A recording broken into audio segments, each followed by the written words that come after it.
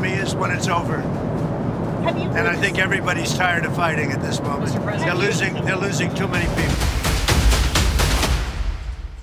The Trump administration is projecting unwavering optimism. US President Donald Trump said negotiations have made tremendous progress, even suggesting Ukraine has agreed to the peace deal, aside from some minor details to be sorted out. US Secretary of State Marco Rubio echoed him, describing the Geneva talks as very positive and insisting that the items that remain are not insurmountable. But in Kyiv, officials paint a much more complicated picture.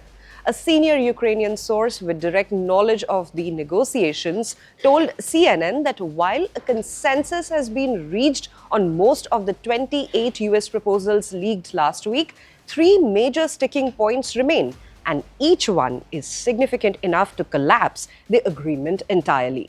Let's take a look at what are the 3 things that can make or break Trump's Ukraine peace plan.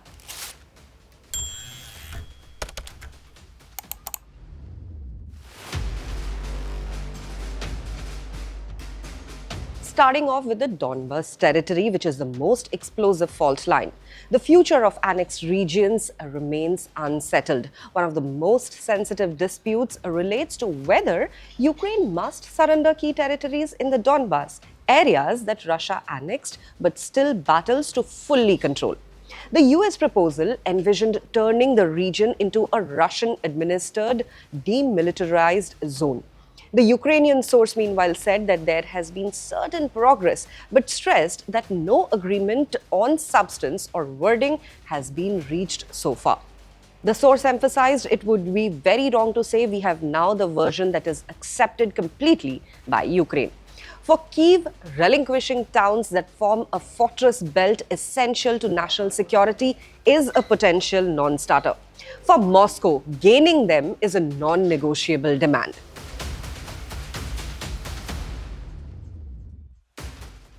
And then there's the aspect of demilitarization. Washington wants force limits. Kyiv wants more flexibility.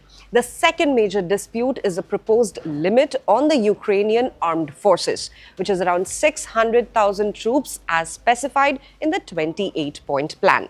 The Ukrainian source confirmed that a higher number is now being discussed, but said that Kyiv still wants significant changes before accepting any military ceiling. For Ukraine, which has lost tens of thousands of soldiers defending its territory, setting a troop limit amid ongoing threats from Russia is a deeply sensitive concession.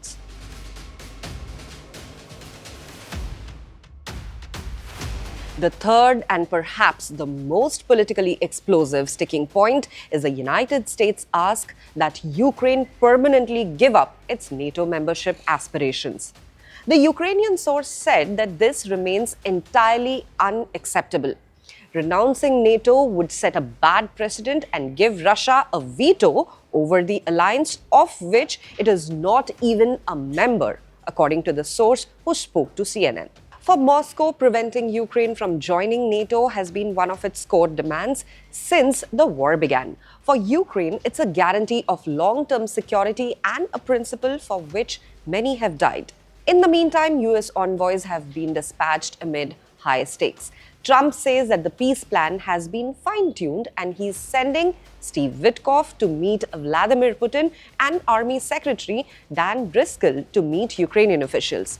Meanwhile, the White House insists progress is steady even as negotiations grind on in Geneva, Kyiv, Abu Dhabi, and Washington.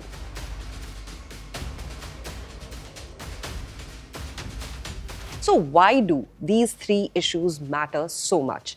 Each of the 3 unresolved points, that is territory, troop limits, and NATO, encapsulates the core reasons why Russia invaded and the core principles Ukraine refuses to abandon.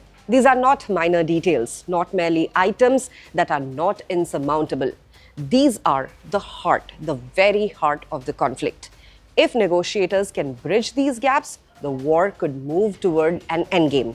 If not, even the most optimistic diplomatic spin won't be enough.